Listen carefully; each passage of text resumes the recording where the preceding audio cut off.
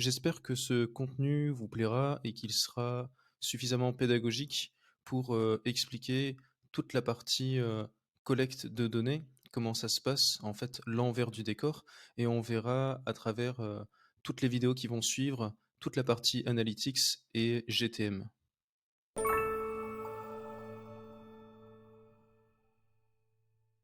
Pour ouvrir les outils web du navigateur, on fait soit FNF12, soit CTRL-MAJ-I sur PC. Et ici, on va avoir différents onglets, donc éléments, console, source, information, réseau, performance, mémoire, appli, et ainsi de suite. Ce qui va nous intéresser dans un premier temps, c'est la partie éléments, à quoi elle sert exactement à pouvoir sélectionner des blocs, donc ce qu'on appelle des nœuds également dans, le DOM. Le DOM, c'est le squelette d'une page, c'est ce qu'on peut voir ici juste en dessous, et le DOM, c'est document objet modèle. On peut le voir également en faisant, CTRL U et là, on a vraiment, tout, le DOM, de la page en question. Donc ce qui va nous intéresser ensuite, ça va être le rectangle qu'il y a à gauche ici, enfin le carré et on va pouvoir sélectionner, les éléments que l'on souhaite. Pourquoi on pourrait utiliser ça? Dans quel contexte? Eh bien, c'est, pour, en général, utiliser ce qu'on appelle les sélecteurs CSS. C'est pour des formulaires bien spécifiques. La partie éléments, elle est scindée en 2 parties, la partie HTML à gauche et la partie CSS à droite et on s'en servira essentiellement pour voir comment on peut utiliser des blocs pour déclencher certains éléments particuliers. Ensuite, on a la partie console. Ici, c'est quoi? C'est un onglet qui va nous permettre d'exécuter du JavaScript, comme par exemple document.cookie ou document.referrer ou même document.querySelector. Alors dans l'ordre, document.cookie, ici, de pouvoir lister tous les cookies qui sont, stockés sur notre navigateur. On verra ça également, dans la partie application. On a également, document.referrer. Ici, c'est la provenance de la page. On voit que ça provient de Google. Pourquoi? Parce que juste avant, j'ai tapé, première espace racine, juste les termes et pas, l'URL, du site et ensuite j'ai cliqué directement, sur les liens qui étaient affichés, sur Google. Donc, ici c'est la provenance. Il existe encore, forcément plein de lignes de code que l'on peut, appliquer ici, dans la console. Ça concernera du JavaScript. On fera, des vidéos bien plus tard sur la partie JavaScript.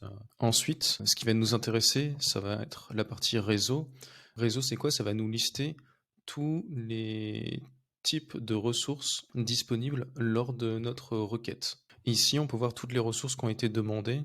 On peut très bien avoir des documents, des scripts, des images, des gifs et ainsi de suite. Nous, ce qui va nous intéresser, ça va être, directement les documents et ensuite, si je vais sur découvrir les formations, voilà, j'ai ici la page formation avec, l'entête, HTTP. Donc sur cette partie, on va voir en détail de quoi est composée l'entête HTTP et à quoi elle sert exactement. Donc, c'est décliné en 3 sous-parties, la partie générale, l'entête de réponse et l'entête de requête. L'entête générale, ça va nous montrer l'URL sur laquelle on est actuellement, ainsi que le mode de requête. Il peut y avoir différents types de modes comme get ou post, mais on va pas s'attarder sur cette partie. Le code d'état, ici, on a un statut qui est en 200, ça veut dire que la page est OK, mais ça peut être également en 301 ou 302, c'est des redirections permanentes ou des redirections temporaires. Et il y a également des pages en 404 qui sont des erreurs côté client, c'est-à-dire que ça nous concerne, on doit, les rectifier si c'est, forcément, le site que l'on gère ou alors des erreurs 500, là c'est des erreurs côté serveur. On a ici l'adresse, règlement sur les URL provenance pour, appliquer des restrictions sur les domaines référents, mais on verra ça dans une vidéo, dédiée pour expliquer, facilement en quoi ça consiste. Donc l'entête générale, ensuite on a l'entête de réponse et l'entête de requête. Qu'est-ce que c'est? En fait, l'entête de réponse, c'est la réponse du serveur et l'entête de requête, c'est, la demande que l'on a envoyée au serveur. Comme si on allait, commander, par exemple un plat dans un restaurant à un serveur et qu'il nous ramenait le plat, et bien là, c'est la même chose. Donc dans notre requête ici, on a, tout un tas de clés et de valeurs, notamment la liste de tous les cookies que l'on a également ici.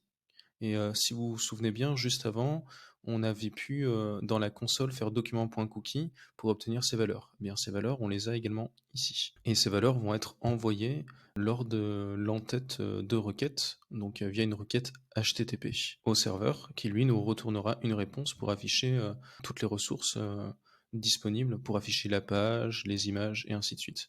Et l'entête de réponse ici, c'est, eh bien la réponse du serveur qui nous permet d'afficher les résultats de la page. Donc ça, c'est la partie réseau.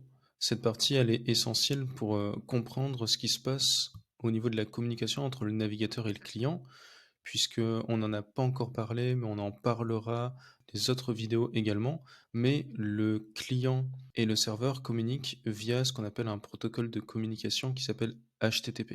Comme nous, on pourrait communiquer avec l'anglais, le français, l'espagnol, l'italien et ainsi de suite. Eux communiquent via des protocoles. Il existe différents types de protocoles et pour échanger directement via le web, on utilise ce protocole spécifiquement. On parlera pas des autres protocoles puisque ça sort du cadre de la web analyse. Ensuite, on a la partie appli. Ici, ce qui va nous intéresser, ça va être de lister tous les cookies disponibles sur le site en question. Et on pourra voir à gauche qu'on a différents types de stockage. On a le stockage local ou stockage de session, ce qu'on appelle également HTML5 storage. Et c'est également connu comme local storage ou session storage. On a ici les bases de données indexées. On a WebSQL, on a cookies et on a encore d'autres types comme les tokens et ainsi de suite. Nous, ce qui va nous intéresser essentiellement, ça va être ici les cookies avec une liste de cookies, leurs valeurs et également dans quel contexte ils sont appliqués. Est-ce que c'est un contexte tiers ou un contexte propriétaire? On parlera des contextes tiers et propriétaires dans une autre vidéo. Et ici, on a les cookies provenant dans un contexte propriétaire. Pourquoi? Parce que le nom de domaine est ici le même que notre site. Donc www.premièreracine.fr ou alors .premièreracine.fr. On a également la date d'expiration. Ici, la taille des cookies, sachant qu'un cookie ne peut pas excéder plus de 5 kilooctets.